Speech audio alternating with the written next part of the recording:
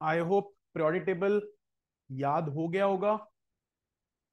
और जिसको याद नहीं हुआ है, प्लीज रिक्वेस्ट है नेक्स्ट क्लास तक लर्न करिएगा, क्योंकि बहुत इंपॉर्टेंट चीजें रहेंगी ये। ठीक है ना? अब सुनिए, आज हम लोग कह सकते हैं मॉडर्न पीरियोडिक टेबल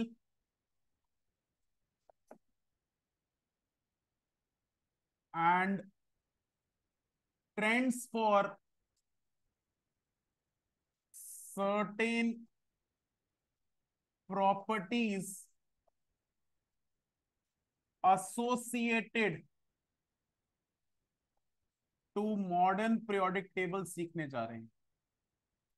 सुनिए ध्यान से। हम लोगों ने एलिमेंट्स को डिस्कवर करना शुरू करा था। एलिमेंट्स धीरे धीरे जब डिस्कवर हो रहे थे तो एक एलिमेंट दूसरे एलिमेंट को रिजेंबल कर रहा था, कुछ केमिकल प्रॉपर्टीज पर, कुछ फिजिकल प्रॉपर्टीज पर। तो हमने उनको अरेंज करने का सोचा। अब इनिशियली अरेंज करने के लिए नंबर ऑफ एलिमेंट्स कम थे, तो जिसने कुछ प्रपोजल दिया वो था डॉबिनियर, जिसने तीन तीन एलिमेंट्स को जोड़कर ट्रायड्स बनाए थे। ट्रायड्स बनने के बाद फर्दर एलिमेंट्स डिस्कवर हुए, वो इस ट्रायड मेथड को फुलफिल नहीं कर पा रहे थे, तो आया रूल ऑफ ऑक्टेव्स। ये दिया था न्यूलैंड ने। इसका मतलब था हर eighth element on the basis of atomic mass अपने फर्स्ट एलिमेंट को रिजेंबल करता है। लेकिन आगे चलते चलते जब नए एलिमेंट्स डिस्कवर हुए, तो जो पहले से फिक्स करे हुए एलिमेंट्स थे, वो कहीं ना कहीं नए एलिमेंट्स को फैसिलिटेट यानी अपने बीच में ला नहीं पा रहे थे, जिसकी वजह से नया पीरियोडिक टेबल आया था, मैंडलीव्स पीरियोडिक टेबल। ये बात हम लोग ऑलरेडी कर चुके हैं, इसलिए बहुत लिमिटेड वर्ड्स में बात कर रहा हूं। लेकिन मैंडलीव पीरियोडिक टेबल में भी दिक्कतें थी, क्योंकि ये था एटॉमिक मास के बेसिस पर। और क्योंकि ये एटॉमिक मास के बेसिस पर था, ये आइसोटोप्स के बारे में बात नहीं कर पा रहा था, जिसका फर्दर अपग्रेडेशन हुआ एज मॉडर्न पीरियोडिक टेबल।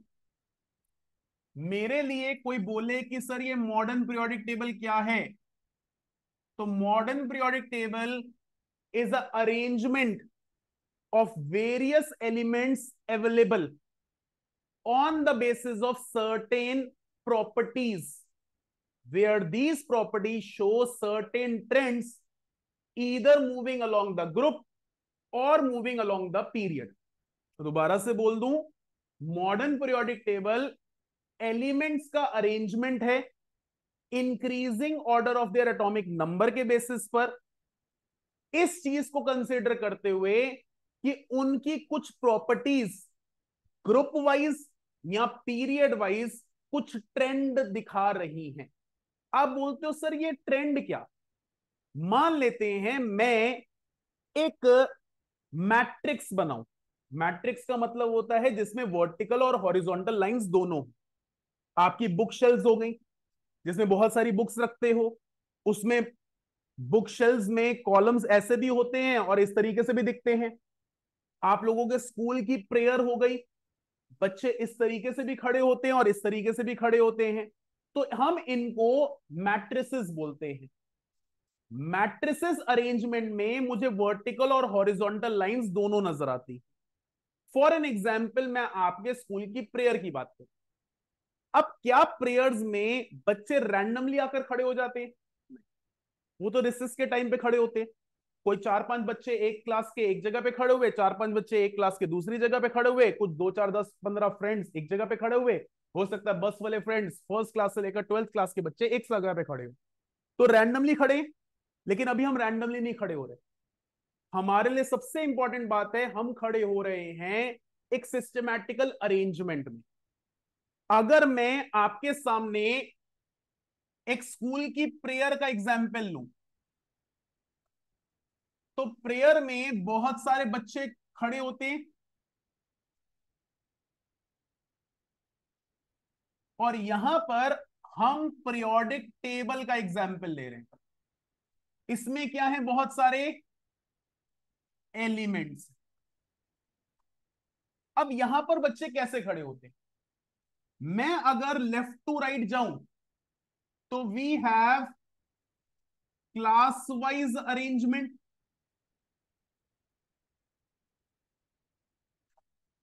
और मैं आगे से पीछे की तरफ जाऊं तो ये है हाइट वाइज अरेंजमेंट। हाँ या ना? तो एक सिस्टमैटिकल अरेंजमेंट दो प्रॉपर्टीज को कंसीडर करके हुआ। Property number one, height. Property number to, class. इसके अलावा तीसरी प्रॉपर्टी नहीं इस्तेमाल हुई। हालांकि बच्चों की बहुत सारी प्रॉपर्टीज हो सकती हैं। बच्चों की property number one, weight. Property number two, height जो यूज हुई। Property number three, class. Property number four, percentage in previous class. Property number five, absent और प्रेजेंस, कि भैया 10 में से 6 दिन एब्सेंट था, 10 में से 7 दिन एब्सेंट था, 80% अटेंडेंस है, 90% अटेंडेंस है, 100% अटेंडेंस है। बहुत सारी हो सकती है ना। लेकिन मेजरली अभी किस तरीके से आपने इनको क्लासिफाई करा? Classification is done on the basis of height and on the basis of class. पक्का दो प्रॉपर्टीज। हमारे पीरियोडिक टेबल में भी एलिमेंट्स के बीच में बहुत सारी प्रॉपर्टीज नजर आती, और उन प्रॉपर्टीज के ट्रेंड्स नजर आते हैं। बच्चे प्लीज ध्यान से वर्ड्स को समझना। प्रॉपर्टी और उसका ट्रेंड। यहां पर हाइट और क्लास प्रॉपर्टी है। अगर मैं बोलूं आगे से पीछे बच्चा जाए तो हाइट क्या करती है? इंक्रीज। वो हर क्लास में इंक्रीज करती है।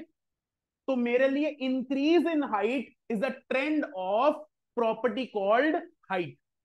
मैं लेफ्ट टू राइट देखूं तो क्लास इंक्रीज करती है, तो मेरे लिए increase in class number refers to as a trend in term of class. तो जो इंक्रीज कर रहा है, जो डिक्रीज कर रहा है, जो इंक्रीज होते होते डिक्रीज करने लग जाए, या कुछ भी ऐसा दिखाए, इंक्रीजिंग ऑर्डर, डिक्रीजिंग ऑर्डर, या कोई पैटर्न, उसको हम बोलते हैं ट्रेंड। लेकिन ट्रेंड किसका? किसी प्रॉपर्टी का। वो प्रॉपर्टी क्या है आज? इसके अंदर हाइट और क्लास। पक्का बात समझ में आती है? अब हमारे पीरियोडिक टेबल में बहुत सारी प्रॉपर्टीज हैं, लेकिन वो प्रॉपर्टीज का ट्रेंड भी हमें सीखना है। तो यहां पर कैसे उन प्रॉपर्टीज का ट्रेंड सीखा जाएगा, उसके बारे में बात करेंगे। इनिशियल लेवल, इनिशियल लेवल हम लोगों ने इंक्रीजिंग एटॉमिक नंबर के बेसिस पे एलिमेंट्स को अरेंज करा है। यानी अगर मैं लेफ्ट से राइट मूव करना शुरू करूं तो आपको एक एक करके एटॉमिक नंबर इंक्रीज होते हुए नजर आएगा। सपोज मैं पीरियड वन की बात करूं तो hydrogen helium, atomic number one और atomic number two. Period two की बात करूंगा तो लिथियम से शुरू होकर कहां तक जाऊंगा? नियोन तक। Atomic number three, atomic number four, atomic number five, six, seven, eight, nine, 10। तो यहां पर लेफ्ट टू राइट हमारा एटॉमिक नंबर क्या कर रहा है? इंक्रीज कर रहा है। तो अभी मैंने जो ये अरेंजमेंट बनाया है, वो अरेंजमेंट में सबसे पहली चीज, atomic number increases from left to right. पक्का बात समझ में आती है? अब और कौन सी प्रॉपर्टी है? सर एक तो प्रॉपर्टी हमें दिख गई, एटॉमिक नंबर इंक्रीज कर रहा है, लेकिन इसके अलावा कौन सी प्रॉपर्टीज है?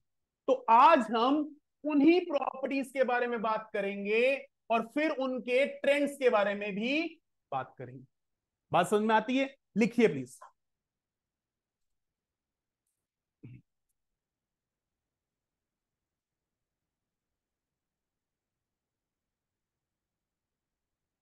हेडिंग है properties, properties and trend, properties and trend associated, properties and trend associated to these properties।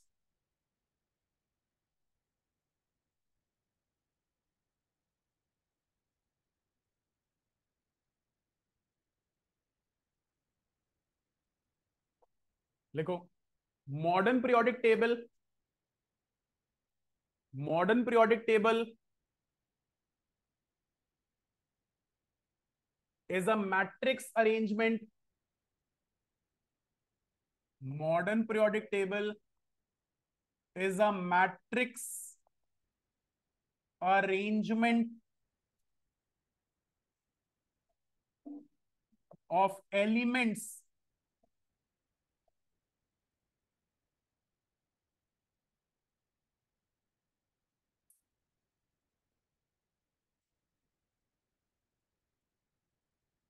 with increasing atomic number from left to right.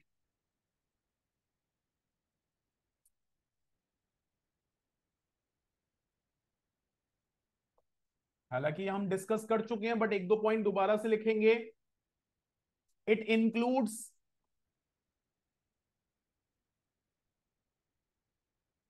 4 blocks, 18 groups,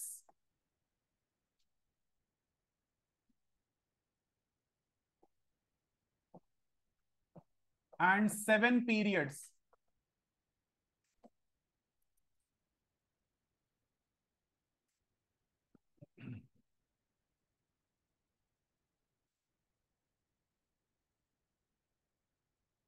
Various properties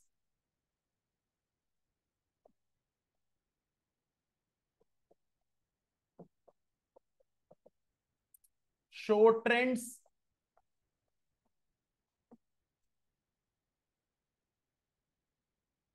while moving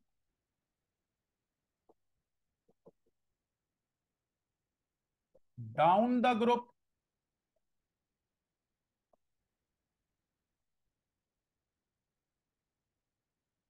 or along the period.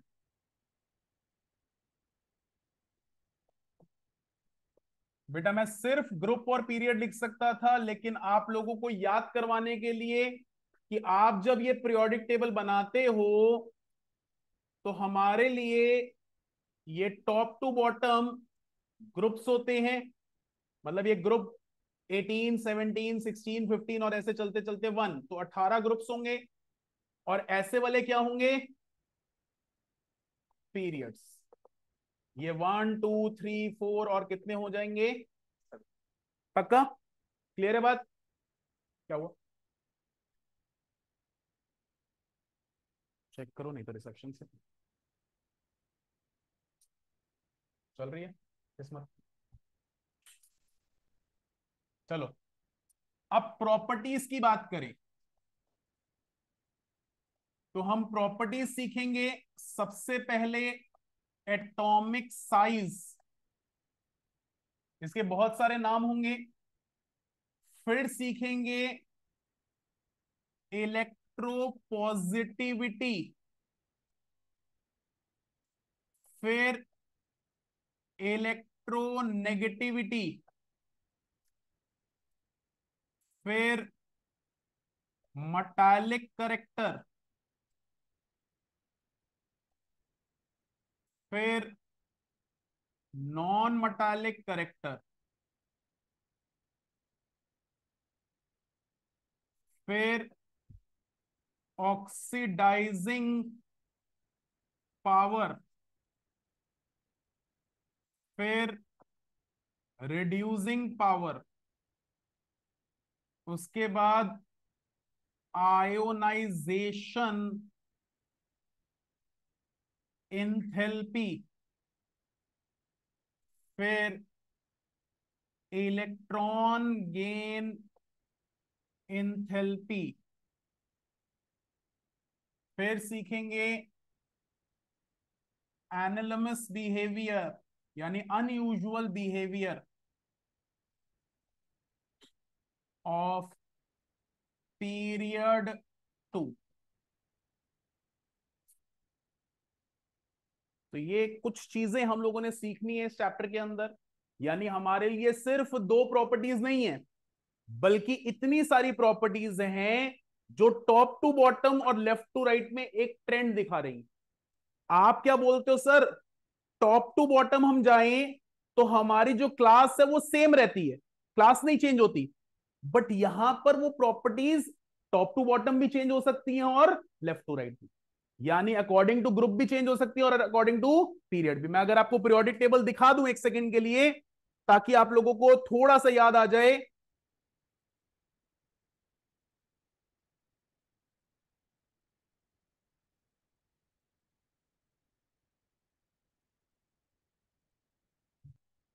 तो ये periodic table था, याद करने को बोला था। तो आपके लिए देखो प्लीज, ये left to right movement periods हैं। तो ये पीरियड 1 है, 2 है, 3 है, 4 है, 5 है, 6 है। और तो अब हम लोग क्या सीखेंगे, सपोज एटॉमिक मास की बात करें, तो सर जो हमारा एटॉमिक मास है वो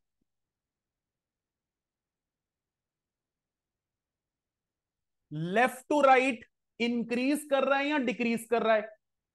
और फिर ऐसे ही हम लोग सीखेंगे atomic size top to bottom increase कर रहा है या डिक्रीज। तो हो सकता है कुछ ग्रुप्स में इंक्रीज करे, कुछ ग्रुप्स में डिक्रीज करे, कुछ ग्रुप्स में थोड़ा सा ट्रेंड चेंज हो जाए। वो सब डिस्कशन होगी under single article atomic size. ऐसे ही हमने कितनी प्रॉपर्टीज देखनी है, 9 प्रॉपर्टीज। ठीक है, जल्दी से इसको कॉपी कर रहे हो, फिर आगे बात करेंगे। तो आपने लिखा ही हुआ है, ये कॉपी करना।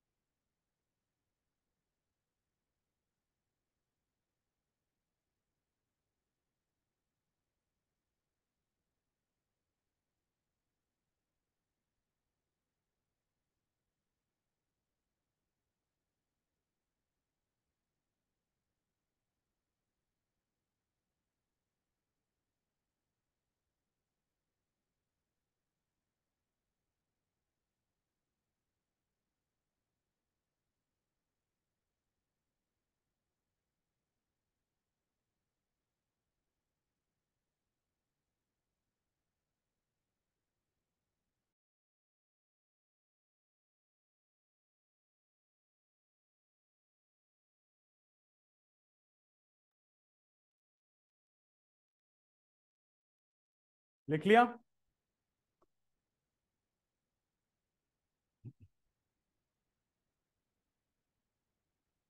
क्या हो गया युवराज भैया, अर्णव भैया, स्कूल की याद ज्यादा याद आ रही है? सर प्लीज सबको एक रिक्वेस्ट है, आप लोगों के स्कूल जाते हुए हो सकता है फर्स्ट वीक सेकेंड वीक के अंदर आपके यूनिट टेस्ट हो, तो कृपया करके सिलेबस और डेट जरूर बताकर चलिएगा। आप लोग मेरे साथ कैसे कर रहे हो, किस चीज को, क्या क्वेश्चंस करने हैं, कौन से कर लिए हैं, क्या एमसीक्यूज प्रैक्टिस करने हैं, वो सारी डिस्कशन जरूरी है, लेकिन तभी होगी जब आप लोग मुझे बताओगे टाइम में। ठीक है ना? अभी एक काम करूंगा, और जो भी कॉमन स्कूल वाले बच्चे हैं ना, उन सबका एक एक ग्रुप बना दिया करूंगा, जिससे कि अगर एक ने बताया तो सबने बताया वाली सिचुएशन। क्लियर है यहां तक? चलो, अब देखना ध्यान से बेटा, बहुत इंपॉर्टेंट बातचीत है। इधर देखो प्लीज, सारे बोर्ड पर देख रहे हो। एटॉमिक साइज, नाम सुनकर कुछ फील होता है? क्या होगा ये? एटम का साइज। अब एटम का साइज कैसे? हमारे लिए सपोज कोई एटम है, उसका न्यूक्लियस है और उस न्यूक्लियस के आसपास इलेक्ट्रॉन्स घूम रहे हैं शेल्स में। तो टेक्निकली जिसके पास ज्यादा नंबर ऑफ शेल्स होंगे उसका साइज बड़ा, और जिसके कम नंबर ऑफ शेल्स होंगे उसका साइज छोटा। तो क्या बोला गया, मान लो ये मेरा न्यूक्लियस है और इसके अंदर दो शेल्स हैं। तो मेरे न्यूक्लियस के सेंटर से वो आउटर मोस्ट इलेक्ट्रॉन तक के डिस्टेंस को अगर मैं एक स्पेरिकल शेप में ओरिएंट कर लूं या एक वॉल्यूम क्रिएट कर लूं तो वो क्या कहलाएगा, एटॉमिक साइज। तो हम लोग बोल सकते हैं volume created due to distance between centre of nucleus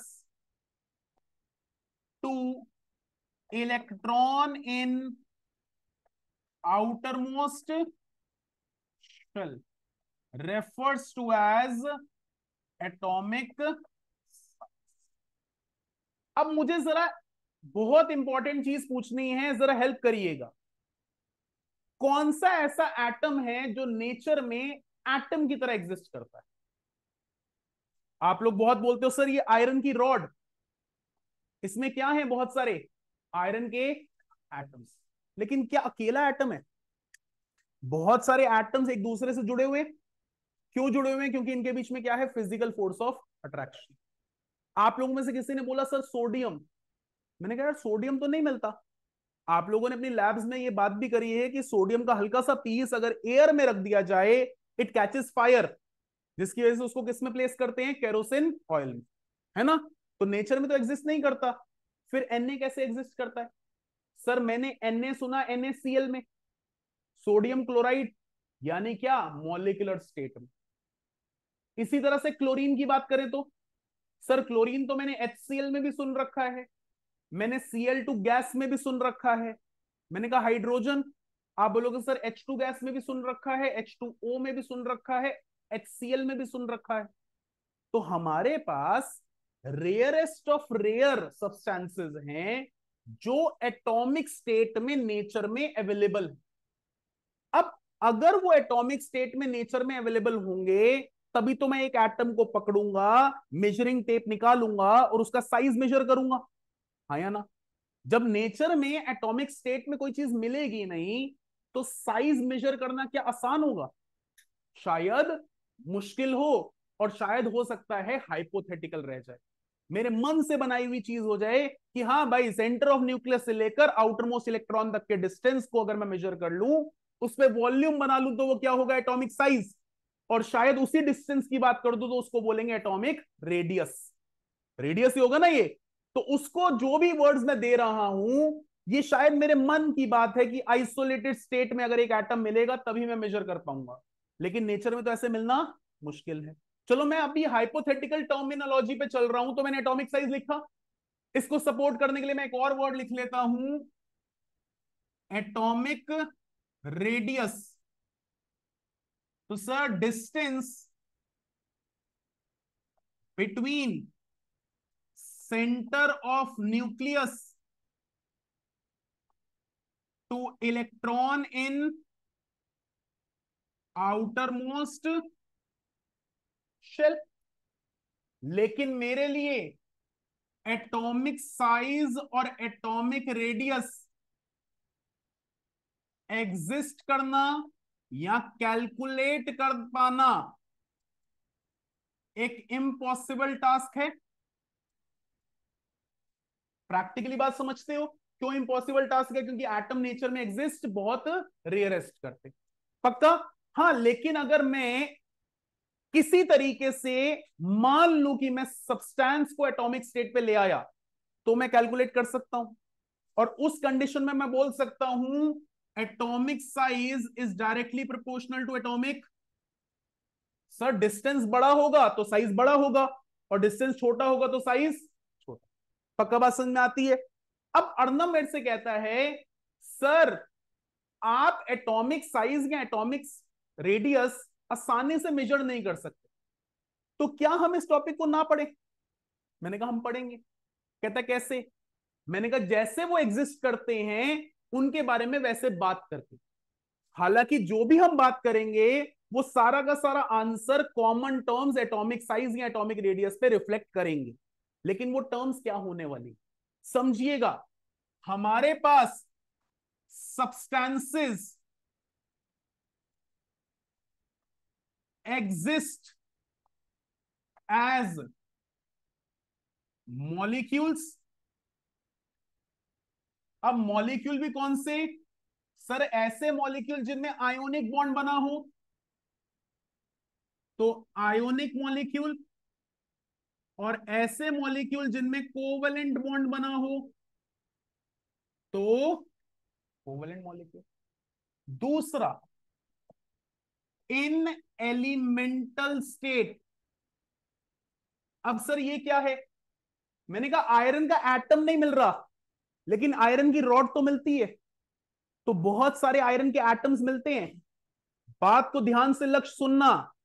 मैं बोल दूं एक रॉड में 100 एटम्स प्लेस करे हुए हैं और मेरी पूरी रॉड 100 सेंटीमीटर की है, तो एक एटम कितने सेंटीमीटर का? निकाल सकते हो ना, हाँ या ना? तो वहां पर सब्सटेंस जो नेचर में मिल रहा है, वो जिस स्टेट में नेचर में मिल रहा है, हम उसके थ्रू बात करने जा रहे हैं। एक तो वो मॉलिक्यूलर स्टेट यानी कंपाउंड स्टेट में मिलेगा, दूसरा एलिमेंटल स्टेट में। अब कंपाउंड स्टेट में क्योंकि मॉलिक्यूल की ही बात करनी है, तो मॉलिक्यूल कौन से आयोनिक मॉलिक्यूल या, और वहीं पर एलिमेंटल स्टेट। एलिमेंटल स्टेट क्या है? Atoms having physical force of, पक्का?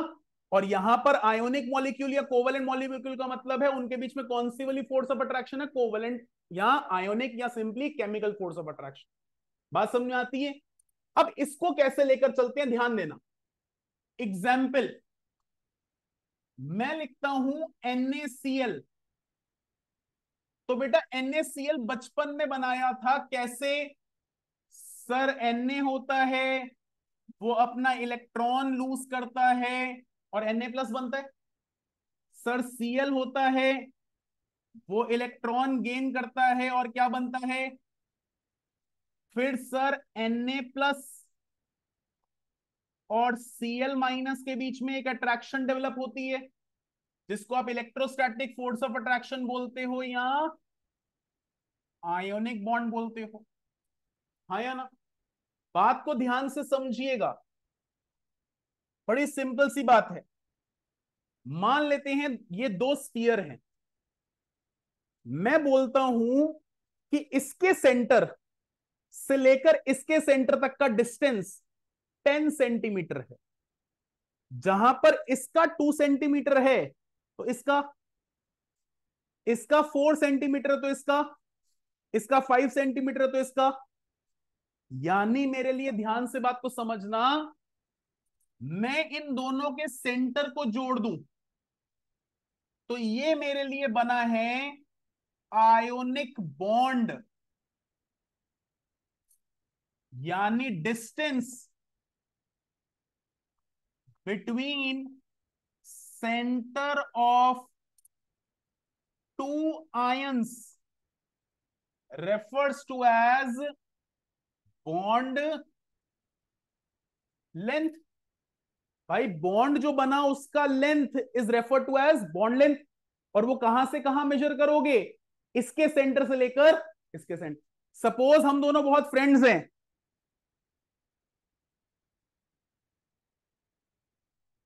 अब हम दोनों हाथ मिलाते हैं, हमारे बीच में एक बॉन्ड क्रिएट हुआ। इसके सेंटर से लेकर मेरे सेंटर तक का डिस्टेंस क्या कहलाएगा? Bond length. समझना बात को। सपोज हम दोनों के बीच में हाय हेलो वाला बॉन्ड है, थोड़ा सा दूर रहेंगे और हम मिलते हैं ऐसे करके, हाय हाय, लेकिन बीच में किसी को नहीं आने देते, तो भी इसके सेंटर से लेकर मेरे सेंटर तक के डिस्टेंस को क्या बोलेंगे? Bond length. पक्का बात समझ में आई? अब यहां पर जो हमारे बीच का डिस्टेंस है वो क्या है? Bond length. लेकिन अंशुल ये बॉन्ड लेंथ बनी किससे है? सर ये बनी है Na+ और Cl- को जोड़कर। Na+ क्या है? कैटायन। और Cl- क्या है? क्योंकि हमारा बॉन्ड कौन सा था? Ionic bond. हाँ या ना? तो उस केस में जब हमने गुरमन आयोनिक बॉन्ड बनाया, हमारी बॉन्ड लेंथ दो चीजों से मिलकर बनी है, एक कैटायन और एक कैटायन का सेंटर से लेकर उसकी सरफेस तक का डिस्टेंस कहलाता है कैटायनिक रेडियस, और एनायन का सेंटर से लेकर उसकी सरफेस तक का डिस्टेंस कहलाएगा एनायनिक रेडियस। मैं दोबारा से बोलता हूं बेटा, सिर्फ एक एटम है, उसके सेंटर से लेकर उसकी सरफेस तक का डिस्टेंस कहलाता है एटॉमिक रेडियस। आज आयन होगा तो आयोनिक रेडियस, आज कैटायन होगा तो कैटायनिक रेडियस, आज एनायन होगा तो एनायनिक रेडियस। बात समझ में आती है? तो इस टाइम पर मैं बोल सकता हूं bond length is equal to cationic radius plus anionic. Cationic radius किसका और एनायनिक रेडियस किसका? Cl- का। या कॉमनली बोल सकता हूं bond length is equal to ionic radius of Na and ionic radius of. तो हमारे लिए भाई आज आयन थे तो नाम क्या पड़ गया? Ionic radius. अब अंशुल एटम बड़ा होगा तो आयोनिक रेडियस भी उसके हिसाब से होगा, और एटम छोटा होगा तो उसका आयन भी उसके हिसाब से छोटा होगा। हाँ, वेरिएशन हो सकता है जो कि हम आगे पढ़ेंगे, लेकिन अभी फॉर द टाइम बिंग समझ सकते हैं कि कोई चीज आयन की फॉर्म में है तो वो मेरे एटॉमिक रेडियस के बारे में बातचीत कर लेगी। बात समझ में आती है? कोई दिक्कत परेशानी तो नहीं? चलो एक और एग्जाम्पल जोड़ते हैं। ऑनलाइन वालों ये बात क्लियर है?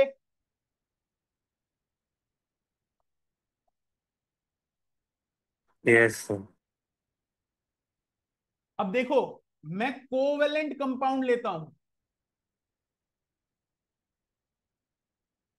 कोवेलेंट कंपाउंड में पहला एग्जाम्पल लेता हूं H2 का।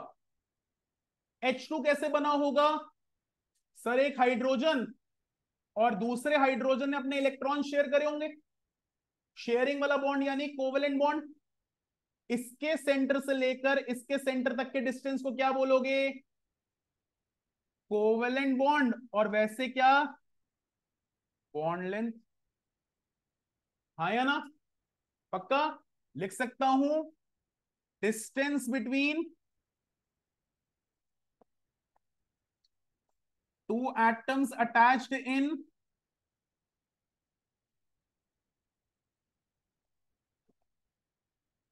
Covalent bond. अब यहां पर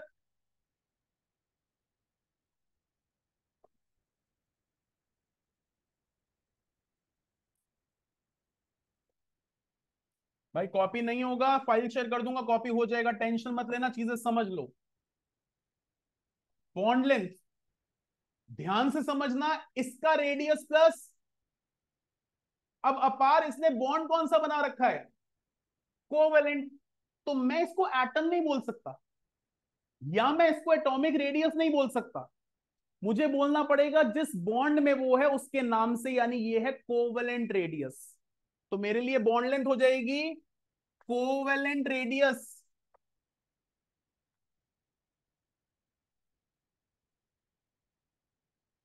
of hydrogen plus covalent radius of hydrogen. Radhika के मन में आया सर ये दोनों अलग अलग है क्या? नहीं। तो मैं सिंपली लिख सकता हूं bond length is equal to twice of covalent radius of. लेकिन मैं ये सिर्फ तब बोल पाया जब दोनों एटम क्या थे? सेम। अगर ये दोनों अलग होते, यानी दूसरा एग्जाम्पल मैंने लिया HF, तो भाई एक छोटा H और एक बड़ा F, दोनों के सेंटर जोड़ दूं तो बॉन्ड लेंथ। यहां बॉन्ड लेंथ हो जाएगी covalent radius of hydrogen plus covalent radius of fluorine. हाँ या ना? पक्का बात समझ में आती है? अब मैं जरा इन्हीं टर्म्स की बातचीत करूं, क्योंकि इसके बाद एक और टर्म समझाऊंगा। सुनना ध्यान से। मेरे लिए कर ले, खेल ले पहले आराम से। मेरे लिए एटम के सेंटर से लेकर उसके आउटर मोस्ट शेल में पड़े हुए इलेक्ट्रॉन तक के डिस्टेंस को मैं बोलता हूं एटॉमिक रेडियस। उस पे बने हुए एक वॉल्यूम को, एक स्फीयर को मैं बोलता हूं एटॉमिक साइज। पक्का बात समझ में आती है? अब क्योंकि नेचर में एटम एटम की तरह एग्जिस्ट नहीं करता, इसलिए मुझे उसी एटॉमिक रेडियस को बहुत सारे नाम देने पड़ते हैं।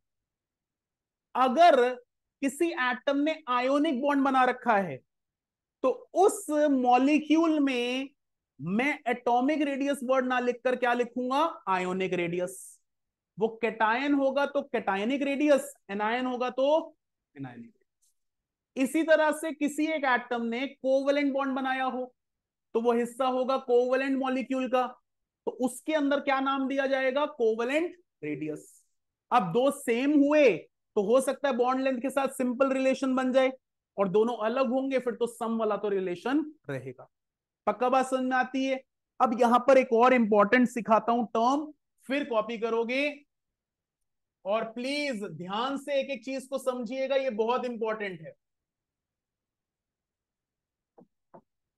मैं आपके लिए जरा आयरन रॉड बनाऊं, तो ये आयरन रॉड है। अब इसको मैंने माइक्रोस्कोप के अंडर देखा, मुझे क्या दिखता है? एक एटम और दूसरा एटम बिल्कुल चिपके हुए, टाइटली पैक्ड। देखा है? पक्का ऐसे बिल्कुल टाइटली पैक्ड है। आप में से किसी ने स्पॉन्ज देखी है? क्या उसमें पार्टिकल्स ऐसे टाइटली पैक्ड होते हैं?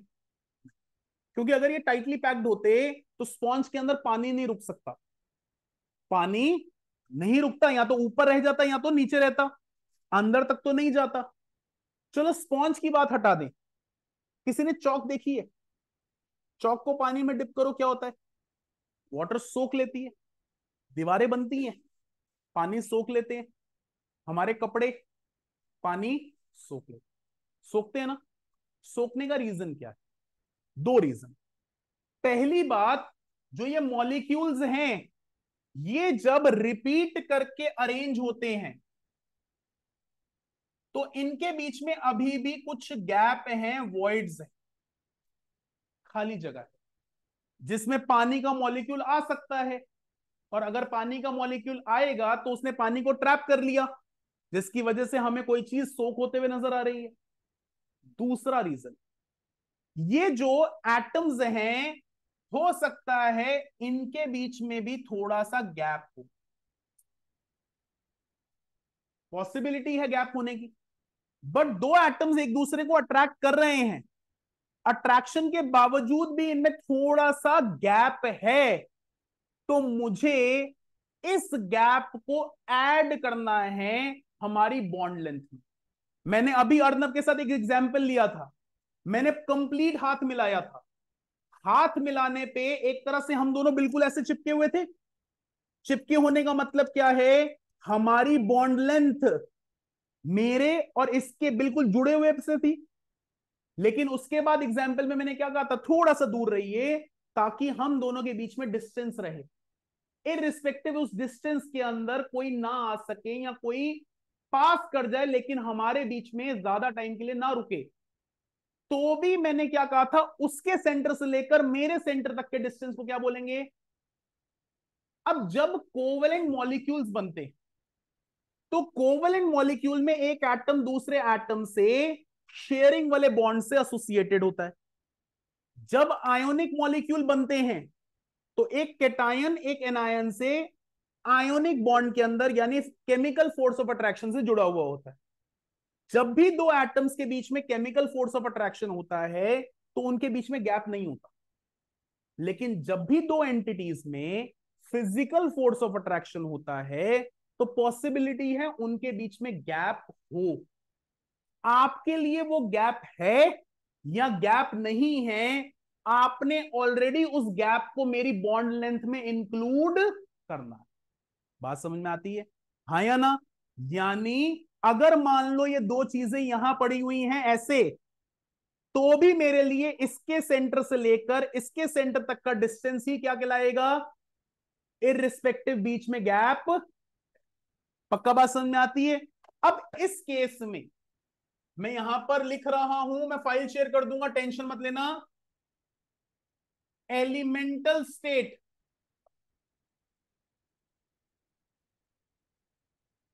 मान लेते हैं, मैं Na सॉलिड लेता हूं, माइक्रोस्कोप के अंडर देखा थोड़ा थोड़ा गैप है, तो मेरे लिए एक एटम और दूसरा एटम कुछ ऐसे पड़ा हुआ है, इन दोनों के बीच के डिस्टेंस को मैं फिर दोबारा से बोलूंगा क्या?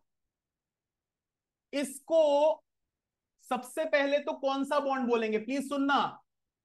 Physical force of attraction between two atoms produce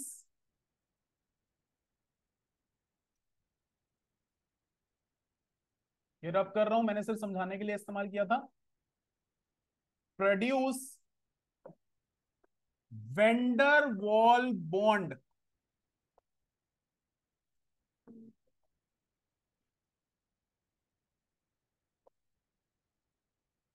while